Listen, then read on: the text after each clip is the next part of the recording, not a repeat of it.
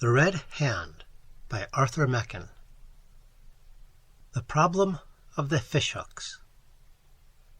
There can be no doubt whatever, said Mr. Phillips, that my theory is the true one. These flints are prehistoric fishhooks. I dare say, but you know that in all probability the things were forged the other day with a door key. Stuff, said Phillips.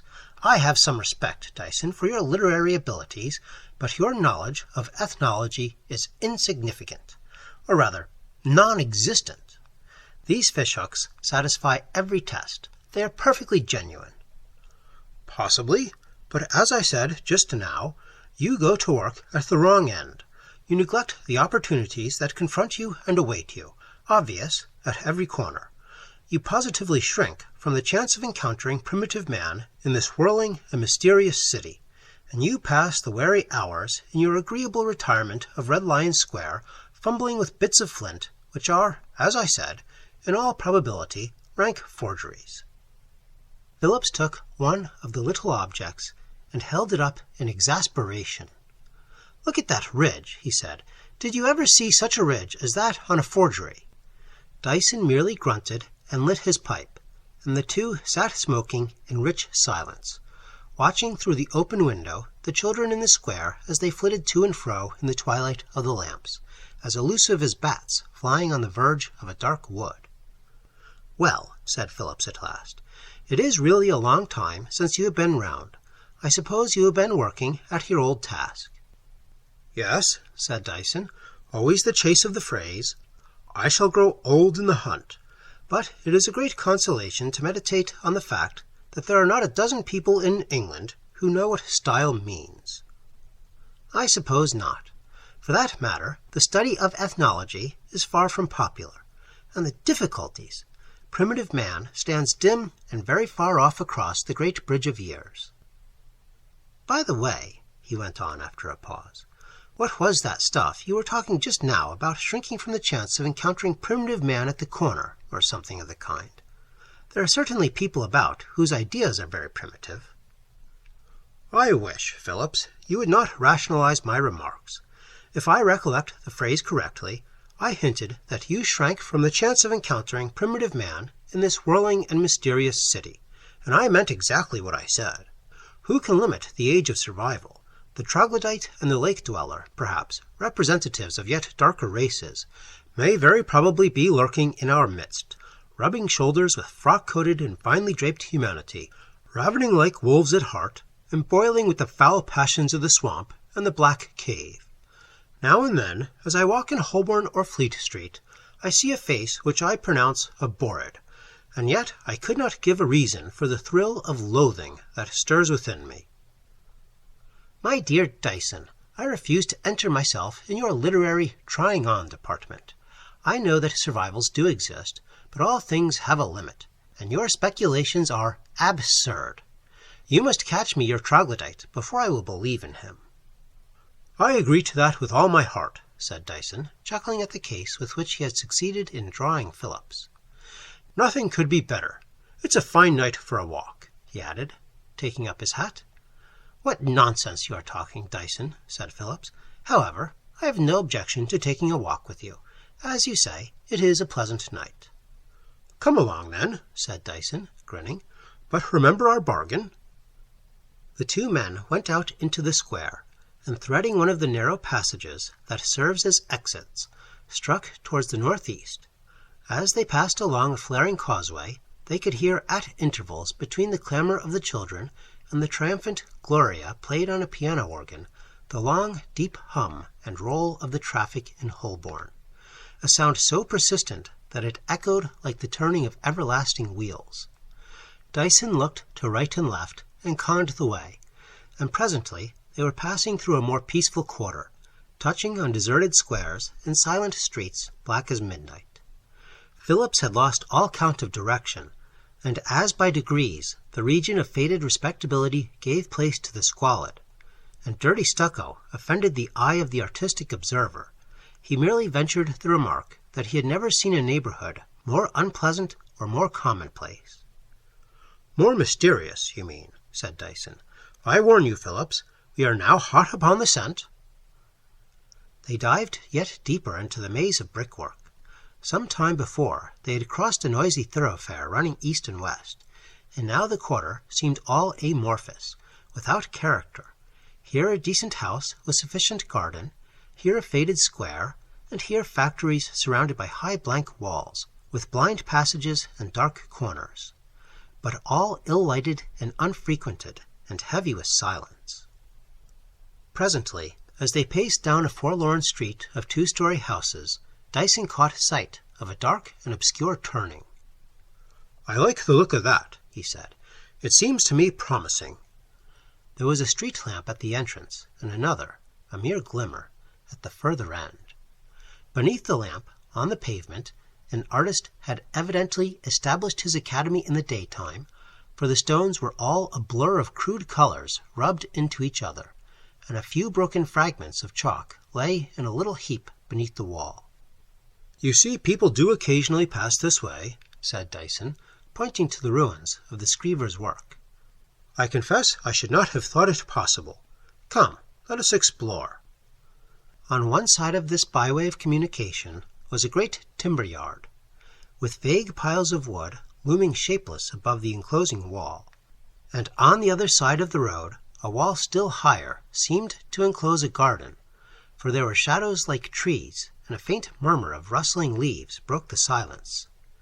It was a moonless night, and clouds that had gathered after sunset had blackened, and midway between the feeble lamps the passage lay all dark and formless, and when one stopped and listened, and the sharp echo of reverberant footsteps ceased, there came from far away, as from beyond the hills, a faint roll of the noise of London. Phillips was bolstering up his courage to declare that he had had enough of the excursion, when a loud cry from Dyson broke in upon his thoughts. "Stop! Stop, for heaven's sake, or you will tread upon it! There, almost under your feet!" Phillips looked down and saw a vague shape, dark and framed in surrounding darkness, dropped strangely on the pavement, and then a white cuff glimmered for a moment as Dyson lit a match, which went out directly. "It's a drunken man," said Phillips very coolly. "It's a murdered man," said Dyson, and he began to call for police with all his might, and soon from the distance running footsteps echoed and grew louder, and cries sounded. A policeman was the first to come up. "What's the matter?" he said, as he drew to a stand, panting. "Anything amiss here?" For he had not seen what was on the pavement. "Look," said Dyson, speaking out of the gloom. "Look there! My friend and I came down this place 3 minutes ago, and this is what we found." The man flashed his light on the dark shape and cried out. "Why, it's a murder," he said. "There's blood all about him, and a puddle of it in the gutter there. He's not long dead, either. Ah, there's the wound. It's in the neck." Dyson bent over what was lying there. He saw a prosperous gentleman dressed in smooth, well-cut clothes. The neat whiskers were beginning to grizzle a little. He might have been 45 an hour before, and a handsome gold watch had half slipped out of his waistcoat pocket. And there in the flesh of the neck, between chin and ear, gaped a great wound, clean cut, but all clotted with drying blood, and the white of the cheeks shone out like a lighted lamp above the red. Dyson turned and looked curiously about him. The dead man lay across the path with his head inclined towards the wall, and the blood from the wound streamed away across the pavement and lay a dark puddle, as the policeman had said, in the gutter. 2 more policemen had come up. The crowd gathered, humming from all quarters, and the officers had as much as they could do to keep the curious at a distance. The 3 lanterns were flashing here and there, searching for more evidence, and in the gleam of one of them, Dyson caught sight of an object in the road, to which he called the attention of the policeman nearest to him. "Look, Phillips," he said, when the man had secured it, and held it up. "Look, that should be something in your way." It was a dark, flinty stone, gleaming like obsidian, and shaped to a broad edge, something after the manner of an adze. One end was rough and easily grasped in the hand, and the whole thing was hardly 5 inches long. The edge was thick with blood. "What is that, Phillips?" said Dyson, and Phillips looked hard at it. "It's a primitive flint knife," he said. It was made about 10,000 years ago. One exactly like this was found near Abury in Wiltshire, and all the authorities gave it that age. The policeman stared astonished at such a development of the case, and Phillips himself was all aghast at his own words. But Mr. Dyson did not notice him. An inspector who had just come up and was listening to the outlines of the case was holding a lantern to the dead man's head. Dyson, for his part, was staring with a white heat of curiosity at something he saw on the wall, just above where the man was lying. There was a few rude marks done in red chalk. "This is a black business," said the inspector at length. "Does anybody know who it is?" A man stepped forward from the crowd. "I do, governor," he said. "He's a big doctor. His name's Sir Thomas Vivian. I was in the hospital about 6 months ago, and he used to come round. He was a very kind man." "Lord!" cried the inspector. "This is a bad job indeed. Why, Sir Thomas Vivian goes to the royal family, and there's a watch worth 100 guineas in his pocket, so it isn't a robbery." Dyson and Phillips gave their cards to the authority and moved off, pushing with difficulty through the crowd that was still gathering fast. And the alley that had been lonely and desolate now swarmed with white staring faces, and hummed with a buzz of rumor and horror, and rang with the commands of the officers of police. The two men, once free from this swarming curiosity, stepped out briskly, but for 20 minutes neither spoke a word. "Phillips," said Dyson, as they came into a small but cheerful street, clean and brightly lit. "Phillips, I owe you an apology. I was wrong to have spoken as I did tonight. Such infernal jesting," he went on with heat, "as if there was no wholesome subjects for a joke. I feel as if I had raised an evil spirit." "For heaven's sake, say nothing more," said Phillips, choking down horror with visible effort. "You told the truth to me in my room. The troglodyte, as you said, is still lurking about the earth, and in these very streets around us, slaying for mere lust of blood." "I will come up for a moment," said Dyson, as they reached Red Lion Square. "I have something to ask you. I think there should be nothing hidden between us at all events." Phillips nodded gloomily, and they went up to the room, where everything hovered indistinct in the uncertain glimmer of the light from without. When the candle was lighted, and the two men sat facing each other, Dyson spoke. "Perhaps," he began, "you did not notice me peering at the wall just above the place where the head lay. The light from the inspector's lantern was shining full on it, and I saw something that looked queer to me, and I examined it closely. I found that someone had drawn in red chalk a rough outline of a hand, a human hand, upon the wall. But it was the curious position of the fingers that struck me. It was like this." And he took a pencil and a piece of paper and drew rapidly, and then handed what he had done to Phillips. It was a rough sketch of a hand, seen from the back, with the fingers clenched, and the top of the thumb protruded between the first and second fingers, and pointed downwards, as if to something below. "It was just like that," said Dyson, as he saw Philip's face grow still whiter. "The thumb pointed down, as if to the body. It seemed almost a live hand in ghastly gesture. And just beneath there was a small mark with the powder of the chalk lying on it, as if someone had commenced a stroke and had broken the chalk in his hand. I saw the bit of chalk lying on the ground, but what do you make of it?" "It's a horrible old sign," said Phillips. "One of the most horrible signs connected with the theory of the evil eye. It is used still in Italy, but there can be no doubt that it has been known for ages. It is one of the survivals. You must look for the origin of it in the black swamp whence man first came." Dyson took up his hat to go. "I think, jesting apart," said he, "that I kept my promise, and that we were and are hot on the scent, as I said. It seems as if I had really shown you primitive man, or his handiwork at all events." Incident of the Letter. About a month after the extraordinary and mysterious murder of Sir Thomas Vivian, the well-known and universally respected specialist in heart disease, Mr. Dyson called again on his friend Mr. Phillips, whom he found not as usual sunk in deep and painful study, but reclining in his easy chair in an attitude of relaxation. He welcomed Dyson with cordiality. "I'm very glad you have come," he said. "I was thinking of looking you up. There is no longer the shadow of a doubt about the matter." "You mean the case of Sir Thomas Vivian?" "Oh no, not at all. I was referring to the problem of the fishhooks. Between ourselves, I was a little too confident when you were here last, but since then other facts have turned up, and only yesterday I had a letter from a distinguished Fellow of the Royal Society which quite settles the affair. I have been thinking what I should tackle next, and I am inclined to believe that there is a good deal to be done in the way of so-called undecipherable inscriptions." "Your line of study pleases me," said Dyson. "I think it may prove useful, but in the meantime there was surely something extremely mysterious about the case of Sir Thomas Vivian." "Hardly, I think.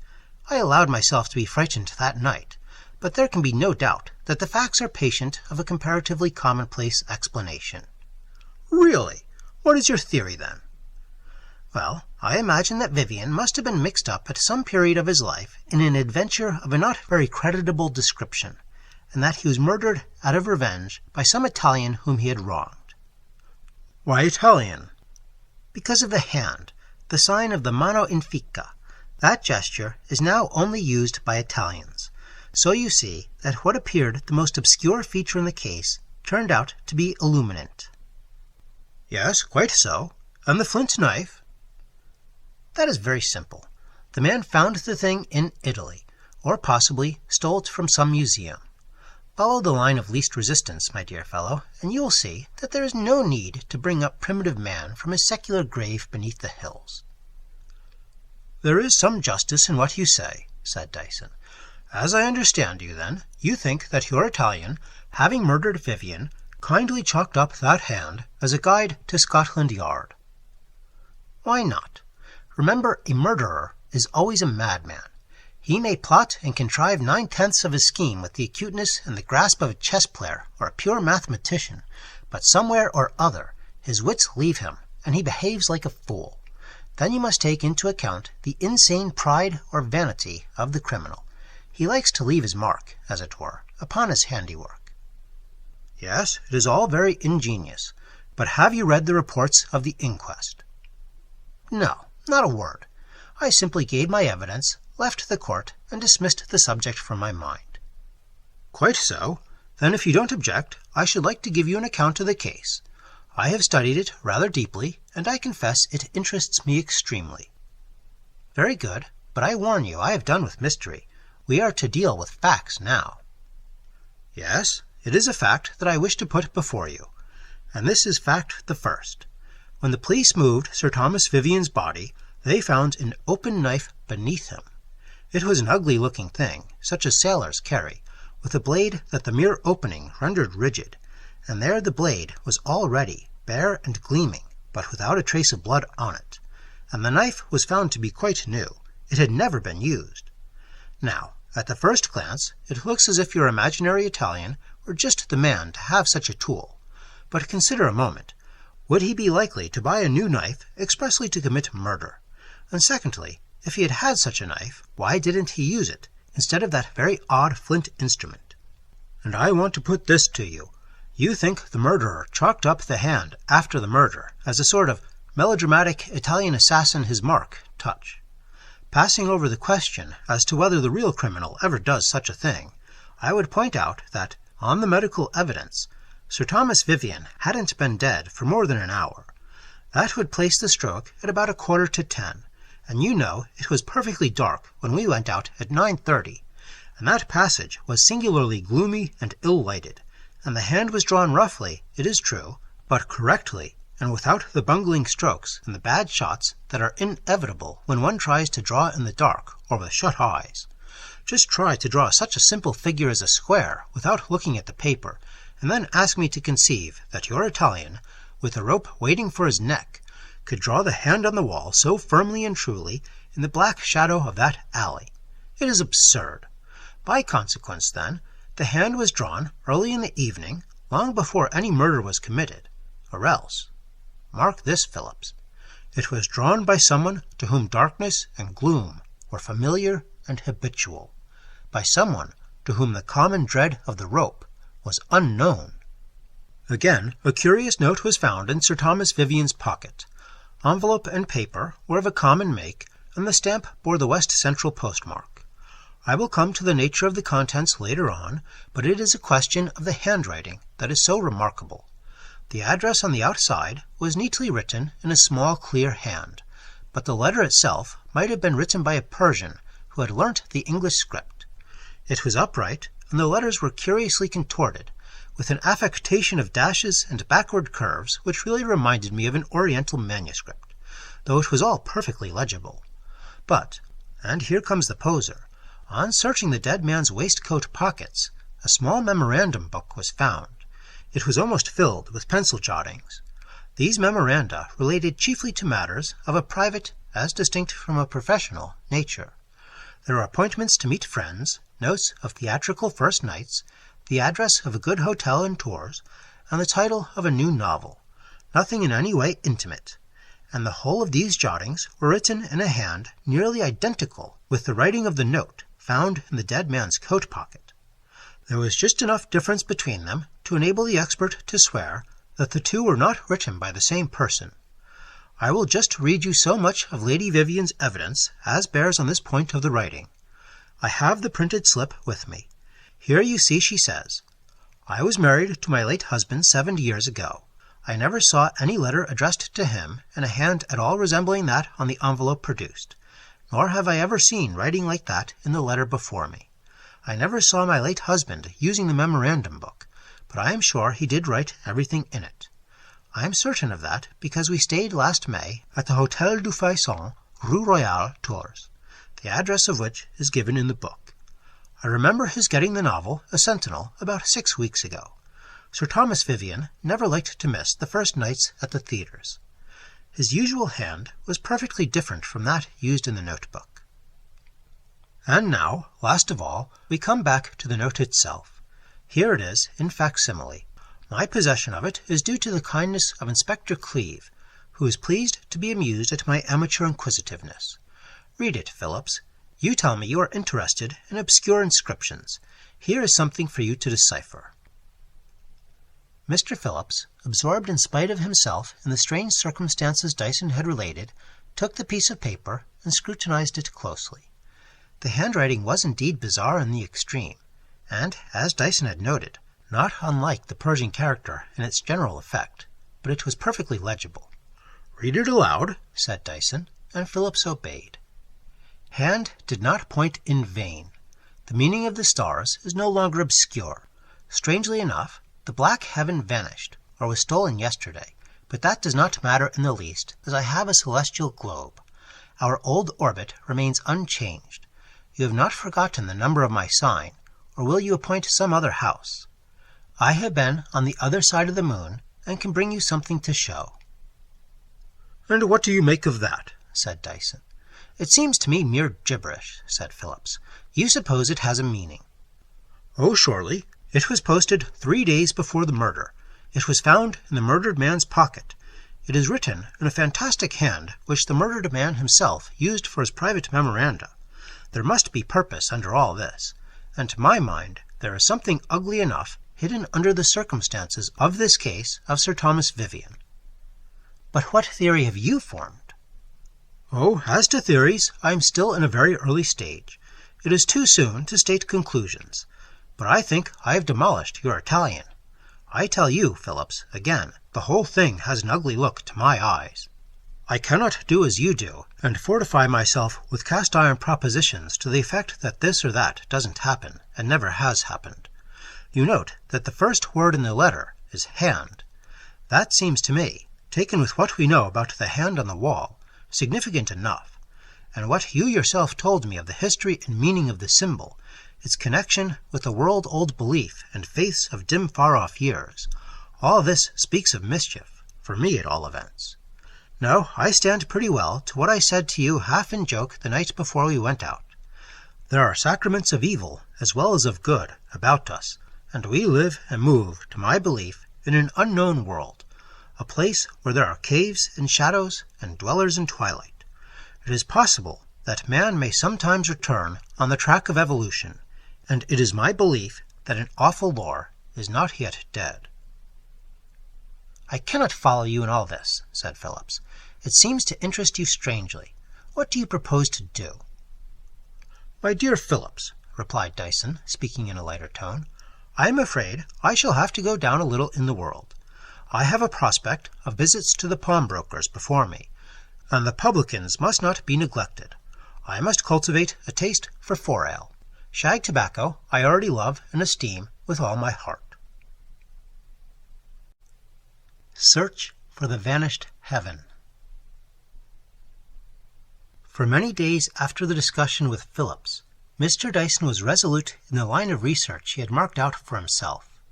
A fervent curiosity and an innate liking for the obscure were great incentives, but especially in this case of Sir Thomas Vivian's death, for Dyson began to boggle a little at the word murder. There seemed to him an element that was more than curious.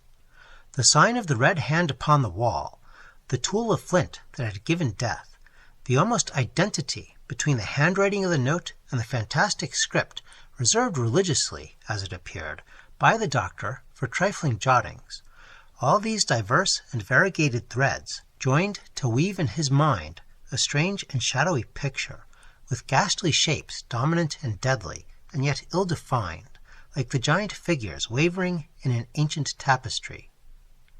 He thought he had a clue to the meaning of the note, and in his resolute search for the black heaven which had vanished, he beat furiously about the alleys and obscure streets of central London, making himself a familiar figure to the pawnbroker and a frequent guest at the more squalid pot-houses. For a long time he was unsuccessful, and he trembled at the thought that the black heaven might be hid in the quiet retirements of Peckham, or lurk perchance in distant Willesden. But finally, improbability, in which he put his trust, came to the rescue.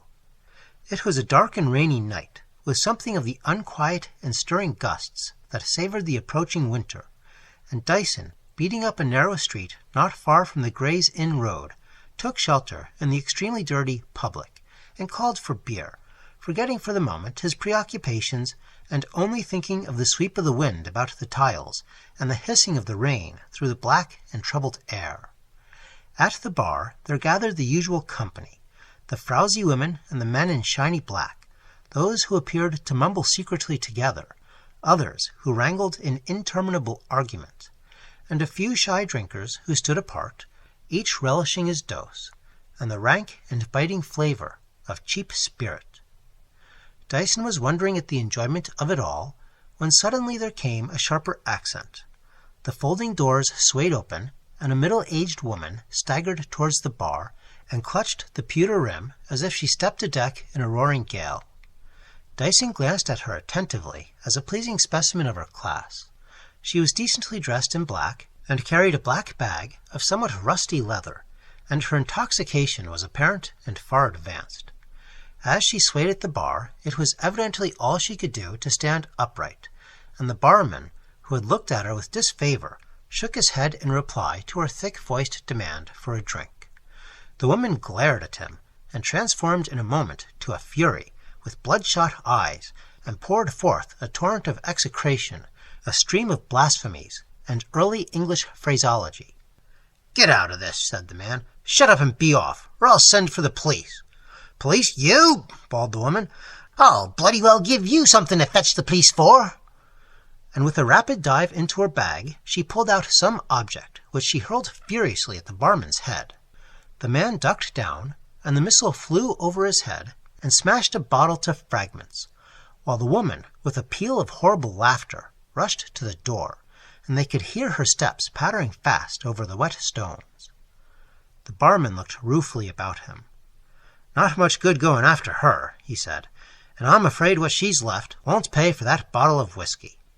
He fumbled amongst the fragments of broken glass, and drew out something dark, a kind of square stone it seemed, which he held up. "Valuable curiosity," he said. "Any gent like to bid?" The habitués had scarcely turned from their pots and glasses during these exciting incidents.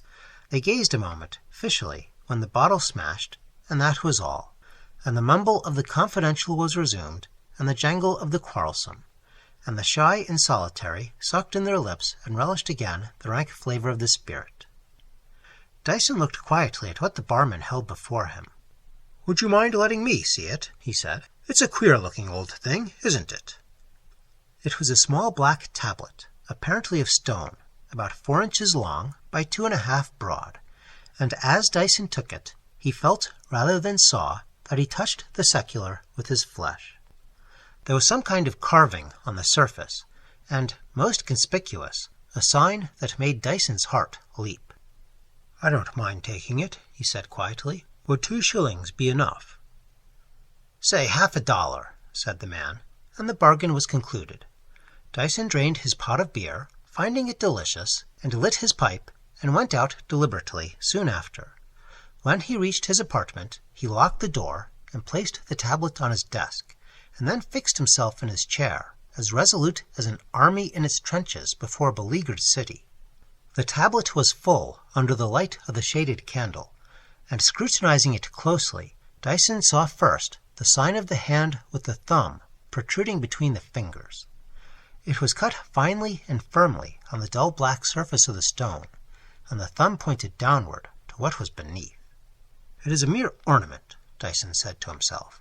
"Perhaps symbolical ornament, but surely not an inscription, or the signs of any words ever spoken." The hand pointed at a series of fantastic figures, spirals, and whorls of the finest, most delicate lines, spaced at intervals over the remaining surface of the tablet. The marks were as intricate and seemed almost as much without design as the pattern of a thumb impressed upon a pane of glass. "Is it some natural marking?" thought Dyson. "There have been queer designs, likenesses of beasts and flowers, in stones with which man's hand had nothing to do." And he bent over the stone with a magnifier, only to be convinced that no hazard of nature could have delineated these varied labyrinths of line. The whorls were of different sizes. Some were less than the 1/12 of an inch in diameter, and the largest was a little smaller than a sixpence, and under the glass the regularity and accuracy of the cutting were evident, and in the smaller spirals the lines were graduated at intervals of 1/100 of an inch. The whole thing had a marvelous and fantastic look, and gazing at the mystic whorls beneath the hand, Dyson became subdued with the impression of vast and far-off ages, and of a living being that had touched the stone with enigmas before the hills were formed, when the hard rocks still boiled with fervent heat. "The black heaven is found again," he said, "but the meaning of the stars is likely to be obscure for everlasting, so far as I am concerned." London stilled without, and a chill breath came into the room as Dyson sat gazing at the tablet shining duskily under the candlelight, and at last, as he closed the desk over the ancient stone, all his wonder at the case of Sir Thomas Fuegian increased tenfold, and he thought of the well-dressed, prosperous gentleman lying dead mystically beneath the sign of the hand, and the insupportable conviction seized him that between the death of this fashionable West End doctor and the weird spirals of the tablet there are most secret and unimaginable links. For days he sat before his desk, gazing at the tablet, unable to resist its lodestone fascination, and yet quite helpless, without even the hope of solving the symbols so secretly inscribed. At last, desperate, he called in Mr. Phillips in consultation, and told in brief the story of the finding of the stone. "Dear me," said Phillips, "this is extremely curious. You have had a find indeed. Why, it looks to me even more ancient than the Hittite seal. I confess the character, if it is a character, is entirely strange to me. These whorls are really very quaint." "Yes, but I want to know what they mean. You must remember this tablet is the black heaven of the letter found in Sir Thomas Fuegian's pocket. It bears directly on his death." "Oh no, that is nonsense. This is, no doubt, an extremely ancient tablet which has been stolen from some collection. Yes, the hand makes an odd coincidence, but only a coincidence after all." "My dear Phillips, You are a living example of the truth of the axiom that extreme skepticism is mere credulity. But you can decipher the inscription?" "I undertake to decipher anything," said Phillips. "I do not believe in the insoluble. These characters are curious, but I cannot fancy them to be inscrutable." "Then take the thing away with you, and make what you can of it. It has begun to haunt me. I feel as if I have gazed too long into the eyes of the Sphinx." Phillips departed with the tablet in an inner pocket. He had not much doubt of success, for he had evolved 37 rules for the solution of inscriptions. Yet when a week had passed, and he called to see Dyson, there was no vestige of triumph on his features. He found his friend in a state of extreme irritation, pacing up and down in the room like a man in a passion. He turned with a start as the door opened. "Well," said Dyson, "you have got it. What is it all about?" "My dear fellow, I am sorry to say I have completely failed. I have tried every known device in vain. I have even been so officious as to submit it to a friend at the museum, but he, though a man of prime authority on the subject, tells me he is quite at fault. It must be some wreckage of a vanished race, almost, I think. A fragment of another world than ours. I am not a superstitious man, Dyson, and you know that I have no truck with even the noble delusions, but I confess I yearn to be rid of this small square of blackish stone. Frankly, it has given me an ill week. It seems to me troglodytic and abhorred." Phillips drew out the tablet and laid it on the desk before Dyson. "By the way," he went on, "I was right at all events in one particular. It has formed part of some collection. There is a piece of grimy paper on the back that must have been a label." "Yes, I noticed that," said Dyson, who had fallen into deepest disappointment. "No doubt the paper is a label, but as I don't much care where the tablet originally came from, and only wish to know what the inscription means, I paid no attention to the paper. The thing is a hopeless riddle, I suppose, and yet it must surely be of the greatest importance." Phillips left soon after, and Dyson, still despondent, took the tablet in his hand and carelessly turned it over. The label had so grimed that it seemed merely a dull stain, but as Dyson looked at it idly, and yet attentively, he could see pencil marks, and he bent over it eagerly, with his glass to his eye.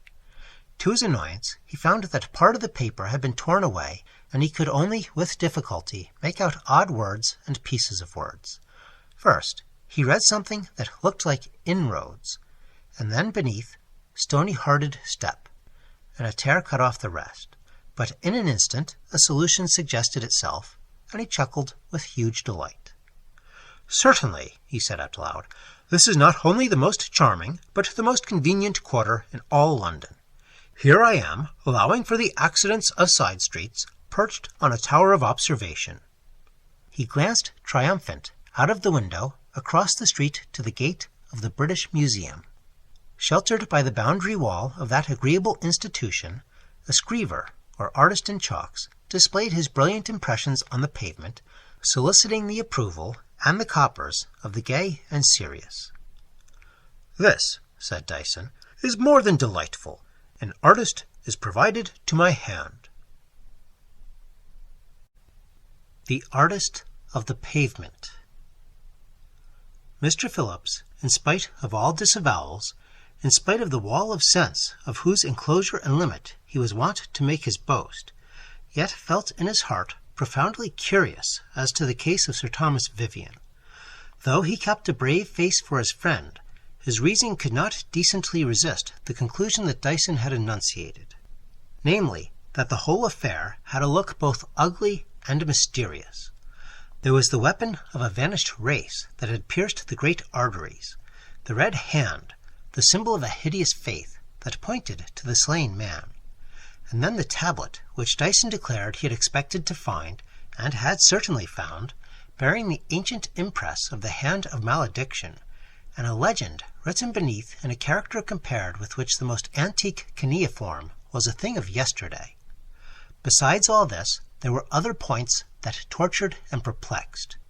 How to account for the bare knife found unstained beneath the body, and the hint that the red hand upon the wall must have been drawn by someone whose life was passed in darkness thrilled him with the suggestion of dim and infinite horror. Hence he was, in truth, not a little curious as to what was to come, and some 10 days after he had returned to the tablet, he again visited the mystery man, as he privately named his friend.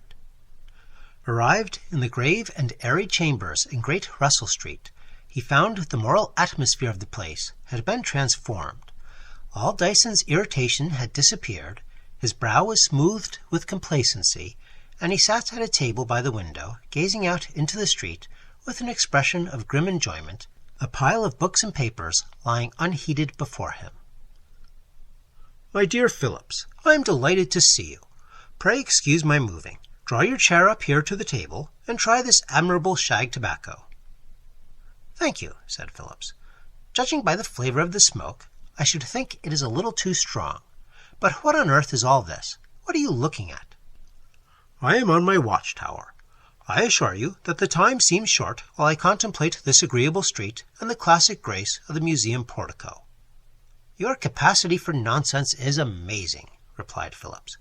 "But have you succeeded in deciphering the tablet? It interests me." "I have not paid much attention to the tablet recently," said Dyson. "I believe the spiral character may wait." "Really? And how about the Vivian murder?" "Ah, you do take an interest in that case. Well, after all, we cannot deny that it was a queer business, but is not murder rather a coarse word? It smacks a little, surely, of the police poster. Perhaps I am a trifle decadent, but I cannot help believing in the splendid word. Sacrifice, for example, is surely far finer than murder." "I'm all in the dark," said Phillips. "I cannot even imagine by what track you are moving in this labyrinth." "I think that before very long the whole matter will be a good deal clearer for both of us, but I doubt whether you will like hearing the story." Dyson lit his pipe afresh and leant back, not relaxing, however, in his scrutiny of the street.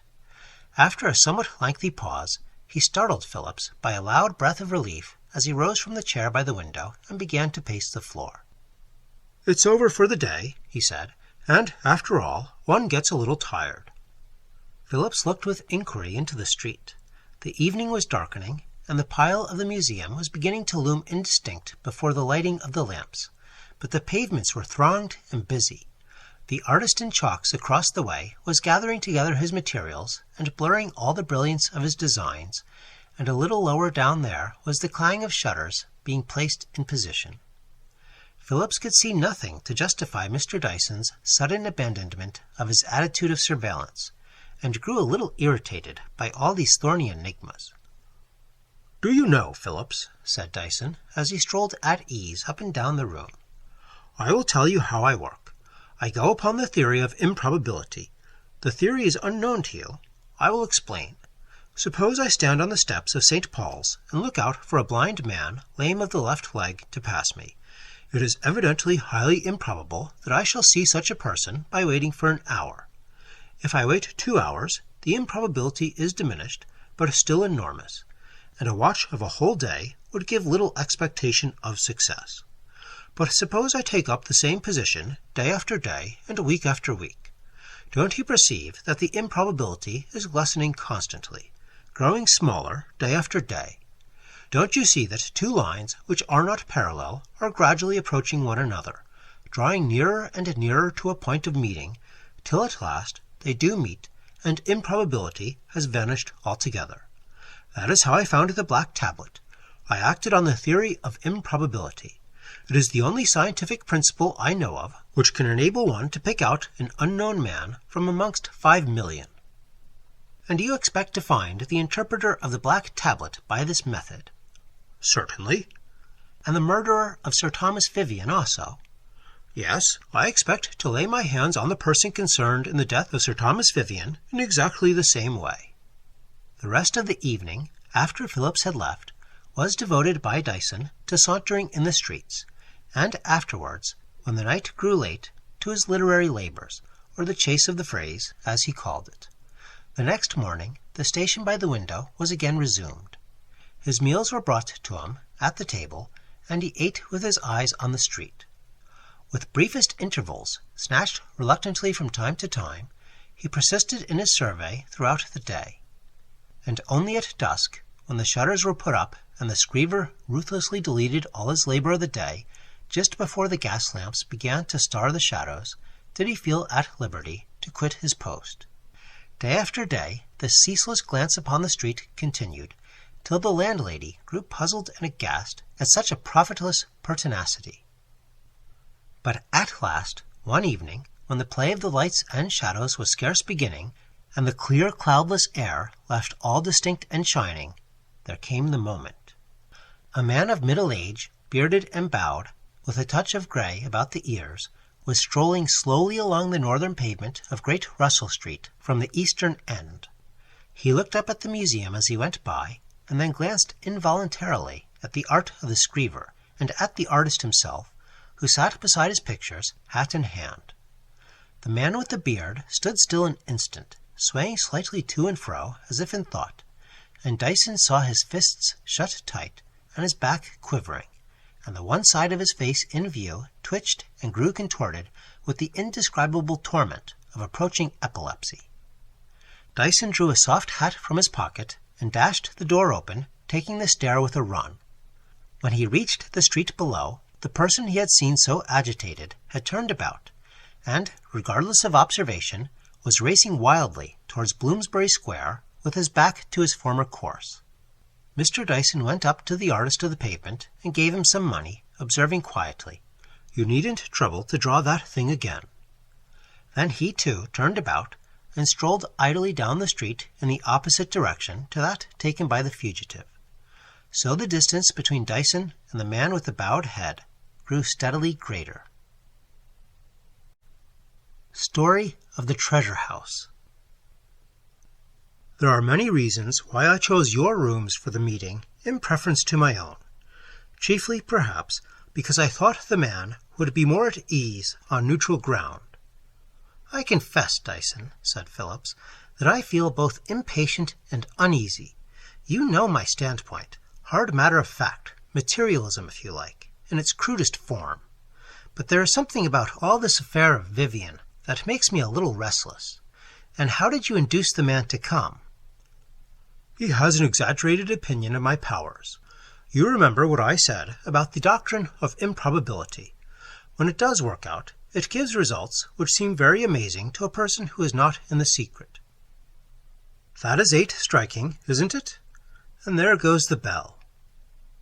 They heard footsteps on the stair, and presently the door opened, and a middle-aged man, with a bowed head, bearded, and with a good deal of grizzling hair about his ears, came into the room. Phillips glanced at his features and recognized the lineaments of terror. "Come in, Mr. Selby," said Dyson. "This is Mr. Phillips, my intimate friend and our host for the evening. Will you take anything?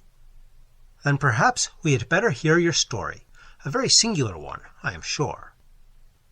The man spoke in a hollow voice and a little quavering, and a fixed stare that never left his eyes seemed directed to something awful that was to remain before him by day and night for the rest of his life. "You will, I am sure, excuse preliminaries," he began. "What I have to tell is best told quickly. I will say, then, that I was born in a remote part of the west of England, where the very outlines of the woods and hills and the winding of the streams in the valleys are apt to suggest the mystical to anyone strongly gifted with imagination. When I was quite a boy, there were certain huge and rounded hills, certain depths of hanging wood, and secret valleys bastioned round on every side that filled me with fancies beyond the bourne of rational expression.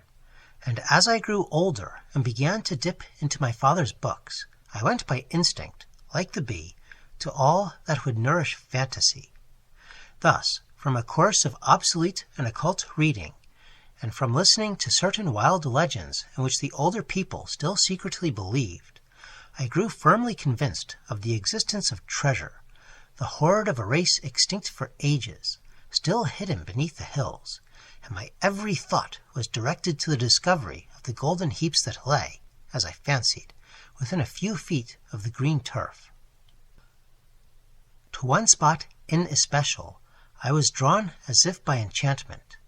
It was a tumulus, a domed memorial of some forgotten people, crowning the crest of a vast mountain range, and I have often lingered there on summer evenings, sitting on the great block of limestone at the summit, and looking out far over the Yellow Sea towards the Devonshire coast. One day, as I dug heedlessly with the ferrule of my stick at the mosses and lichens which grew rank over the stone, my eye was caught by what seemed a pattern beneath the growth of green. There was a curving line, and marks that did not look altogether the work of nature. At first I thought I had bared some rarer fossil, and I took out my knife and scraped away at the moss till a square foot was uncovered. Then I saw two signs which startled me. First, a closed hand, pointing downwards, the thumb protruding between the fingers, and beneath the hand a whorl or spiral, traced with exquisite accuracy in the hard surface of the rock. Here, I persuaded myself, was an index to the great secret, but I chilled at the recollection of the fact that some antiquarians had tunneled the tumulus through and through, and had been a good deal surprised at not finding so much as an arrowhead within. Clearly, then, the signs on the limestone had no local significance, and I made up my mind that I must search abroad. By sheer accident, I was in a measure successful in my quest. Strolling by a cottage, I saw some children playing by the roadside. One was holding up some object in his hand, and the rest were going through one of the many forms of elaborate pretense which make up a great part of the mystery of a child's life. Something in the object held by the little boy attracted me, and I asked him to let me see it. The plaything of these children consisted of an oblong tablet of black stone, and on it was inscribed the hand pointing downwards, just as I had seen it on the rock, while beneath, spaced over the tablet, were a number of whorls and spirals, cut, as it seemed to me, with the utmost care and nicety. I bought the toy for a couple of shillings. The woman of the house told me it had been lying about for years. She thought her husband had found it one day in the brook which ran in front of the cottage. It was a very hot summer, and the stream was almost dry, and he saw it amongst the stones. That day I tracked the brook to a well of water gushing up cold and clear at the head of a lonely glen in the mountain. That was 20 years ago, and I only succeeded in deciphering the mysterious inscription last August. I must not trouble you with irrelevant details of my life. It is enough for me to say that I was forced, like many another man, to leave my old home and come to London. Of money I had very little, and I was glad to find a cheap room in a squalid street off the Gray's Inn Road. The late Sir Thomas Vivian, then far poorer and more wretched than myself, had a garret in the same house, and before many months we became intimate friends, and I had confided to him the object of my life. I had at first great difficulty in persuading him that I was not giving my days and my nights to an inquiry altogether hopeless and chimerical. But when he was convinced, he grew keener than myself, and glowed at the thought of the riches which were to be the prize of some ingenuity and patience. I liked the man intensely, and pitied his case. He had a strong desire to enter the medical profession, but lacked the means to pay for the smallest fees, and indeed he was, not once or twice, but often, reduced to the very verge of starvation. I freely and solemnly promised that, under whatever chances, he should share in my heaped fortune when it came, and this promise to one who had always been poor, and yet thirsted for wealth and pleasure in a manner unknown to me, was the strongest incentive. He threw himself into the task with eager interest, and applied a very acute intellect and unwearied patience to the solution of the characters on the tablet. I, like other ingenious young men, was curious in the matter of handwriting, and I had invented or adapted a fantastic script which I used occasionally, and which took Vivian so strongly that he was at the pains to imitate it. It was arranged between us that if we were ever parted, and had occasion to write on the affair that was so close to our hearts, this queer hand of my invention was to be used, and we also contrived a semi-cipher for the same purpose. Meanwhile, we exhausted ourselves in efforts to get at the heart of the mystery, and after a couple of years had gone by, I could see that Vivian began to sicken a little of the adventure, and one night he told me with some emotion that he feared both our lives were being passed away in idle and hopeless endeavor. Not many months afterwards, he was so happy as to receive a considerable legacy from an aged and distant relative, whose very existence had been almost forgotten by him, and with money at the bank, he became at once a stranger to me. He had passed his preliminary examination many years before, and he forthwith decided to enter at St. Thomas's Hospital, and he told me that he must look out for a more convenient lodging. As we said good-bye, I reminded him of the promise I had given, and solemnly renewed it. But Vivian laughed with something between pity and contempt in his voice and expression as he thanked me. I need not dwell on the long struggle and misery of my existence, now doubly lonely. I never wearied or despaired of final success, and every day saw me at work, the tablet before me, and only at dusk would I go out and take my daily walk along Oxford Street, which attracted me, I think, by the noise and motion and glitter of lamps. This walk grew with me to a habit. Every night, and in all weathers, I crossed the Gray's Inn Road and struck westward, sometimes choosing a northern track by the Euston Road and Tottenham Court Road. Sometimes I went by Holborn, and sometimes by way of Great Russell Street. Every night I walked for an hour to and fro on the northern pavement of Oxford Street, and the tale of De Quincey and his name for the street, stony-hearted stepmother, often recurred to my memory. Then I would return to my grimy den and spend hours more in endless analysis of the riddle before me. The answer came to me one night a few weeks ago. It flashed into my brain in a moment, and I read the inscription and saw that after all I had not wasted my days. The place of the treasure house of them that dwell below were the first words I read, and then followed minute indications of the spot in my own country where the great works of gold were to be kept forever. Such a track was to be followed, such a pitfall avoided. Here the way narrowed almost to a fox's hole, and there it broadened, and so at last the chamber would be reached. I determined to lose no time in verifying my discovery. Not that I doubted at that great moment, but I would not risk even the smallest chance of disappointing my old friend Vivian, now a rich and prosperous man. I took the train for the west, and one night, with chart in hand, traced out the passage of the hills, and went so far that I saw the gleam of gold before me. I would not go on.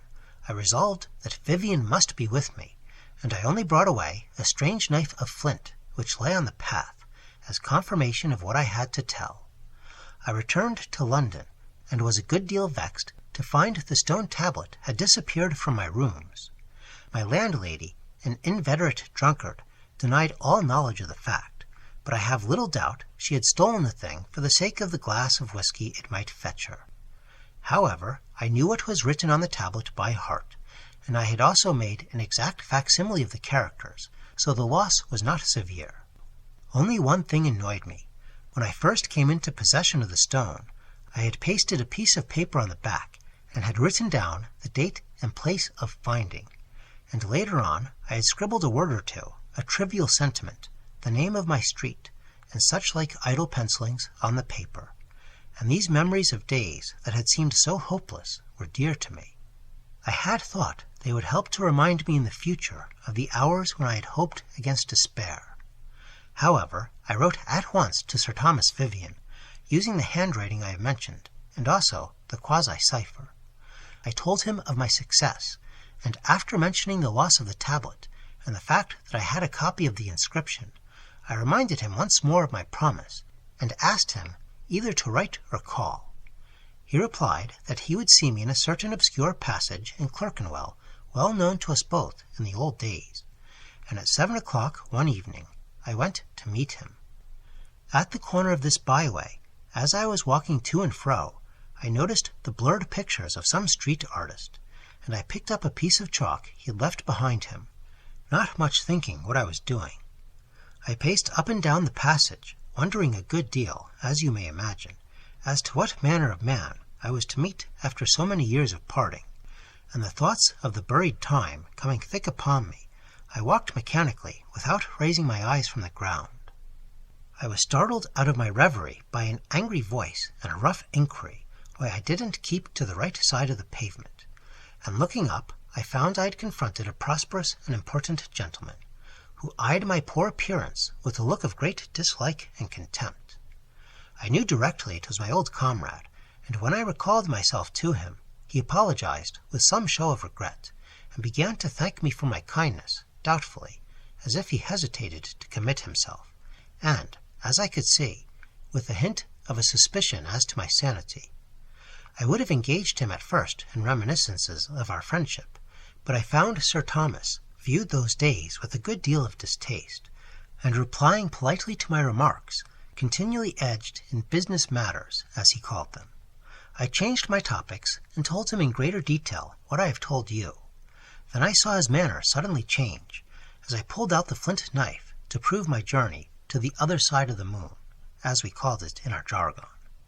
There came over him a kind of choking eagerness. His features were somewhat discomposed, and I thought I detected a shuddering horror, a clenched resolution, and the effort to keep quiet, succeed one another in a manner that puzzled me. I had occasion to be a little precise in my particulars, and it being still light enough, I remembered the red chalk in my pocket, and drew the hand on the wall. Here, you see, is the hand, I said as I explained its true meaning. Note where the thumb issues from between the first and second fingers, and I would have gone on, and had applied the chalk to the wall to continue my diagram, when he struck my hand down, much to my surprise. "No, no," he said, "I do not want all that, and this place is not retired enough. Now let us walk on, and do you explain everything to me minutely." I complied readily enough, and he led me away, choosing the most unfrequented byways, while I drove in the plan of the hidden house word by word. Once or twice, as I raised my eyes, I caught Vivian looking strangely about him. He seemed to give a quick glint up and down, and glance at the houses, and there was a furtive and anxious air about him that displeased me. "Let us walk on to the north," he said at length. "We shall come to some pleasant lanes where we can discuss these matters quietly. My night's rest is at your service." I declined on the pretext that I could not dispense with my visit to Oxford Street, and went on till he understood every turning and winding and the minutest detail as well as myself. We had returned on our footsteps, and stood again in the dark passage, just where I had drawn the red hand on the wall, for I recognized the vague shape of the trees whose branches hung above us. "We have come back to our starting point," I said. "I almost think I could put my finger on the wall where I drew the hand. And I am sure you could put your finger on the mystic hand in the hills as well as I. Remember, between stream and stone." I was bending down, peering at what I thought must be my drawing, when I heard a sharp hiss of breath, and started up, and saw Vivian with his arm uplifted, and a bare blade in his hand, and death threatening in his eyes. In sheer self-defense, I caught at the flint weapon in my pocket, and dashed at him in blind fear of my life, and the next instant he lay dead upon the stones. "I think that is all," Mr. Selby continued after a pause. "And it only remains for me to say to you, Mr. Dyson, that I cannot conceive what means enabled you to run me down." "I followed many indications," said Dyson, "and I am bound to disclaim all credit for acuteness, as I have made several gross blunders. Your celestial cipher did not, I confess, give me much trouble. I saw at once that terms of astronomy were substituted for common words and phrases. You had lost something black, or something black had been stolen from you. A celestial globe is a copy of the heavens, so I knew you meant you had a copy of what you had lost. Obviously, then, I came to the conclusion that you had lost a black object with characters or symbols written or inscribed on it. Since the object in question certainly contained valuable information, and all information must be written or pictured, our old orbit remains unchanged. Evidently our old course or arrangement. The number of my sign must mean the number of my house, the allusion being to the signs of the zodiac. I need not say that the other side of the moon can stand for nothing but some place where no one else has been, and some other house is some other place of meeting, the house being the old term for house of the heavens. Then my next step was to find the black heaven that had been stolen, and by a process of exhaustion I did so. You have got the tablet? Certainly, and on the back of it, on the slip of paper you have mentioned, I read inroad, which puzzled me a good deal till I thought of Gray's Inn Road. You forgot the second N. Stony-hearted step immediately suggested the phrase of De Quincey you have alluded to, and I made the wild but correct shot that you were a man who lived in or near the Gray's Inn Road, and had the habit of walking in Oxford Street, for you remember how the opium-eater dwells on his wearying promenades along that thoroughfare. On the theory of improbability, which I have explained to my friend here, I concluded that occasionally, at all events, you would choose the way by Guildford Street, Russell Square, and Great Russell Street, and I knew that if I watched long enough, I should see you. But how was I to recognize my man? I noticed the screever opposite my rooms, and got him to draw every day a large hand, in the gesture so familiar to us all, upon the wall behind him. I thought that when the unknown person did pass, he would certainly betray some emotion at the sudden vision of the sign, to him the most terrible of symbols. You know the rest.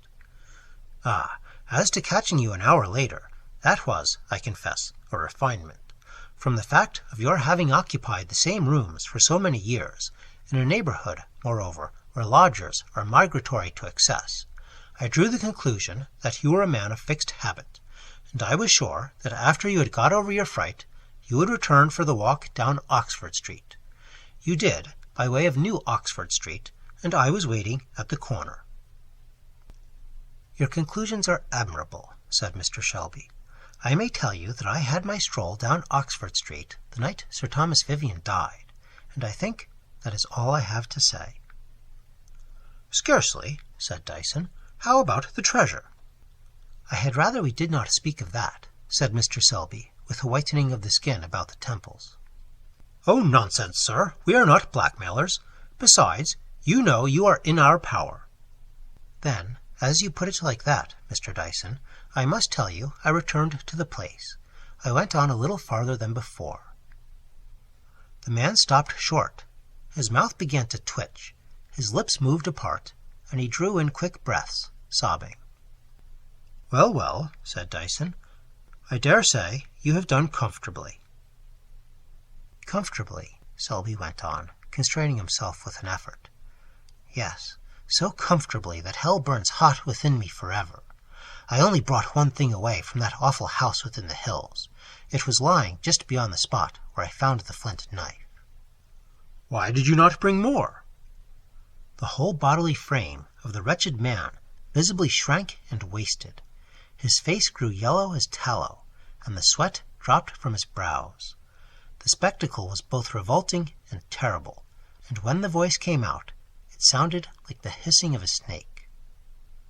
Because the keepers are still there, and I saw them, and because of this. And he pulled out a small piece of curious gold work and held it up. There, he said, that is the pane of the goat. Phillips and Dyson cried out together in horror at the revolting obscenity of the thing. Put it away, man! Hide it! For heaven's sake, hide it! I brought that with me, that is all, he said. You do not wonder that I did not stay long in a place where those who live are a little higher than the beasts, and where what you have seen is surpassed 1,000-fold. Take this, said Dyson. I brought it with me in case it might be useful, and he drew out the black tablet and handed it to the shaking horrible man. And now, said Dyson, will you go out? The two friends sat silent for a little while, facing one another with restless eyes and lips that quivered. I wish to say that I believe him, said Phillips. My dear Phillips, said Dyson, as he threw the windows wide open, I do not know that, after all, my blunders in this queer case were so very absurd.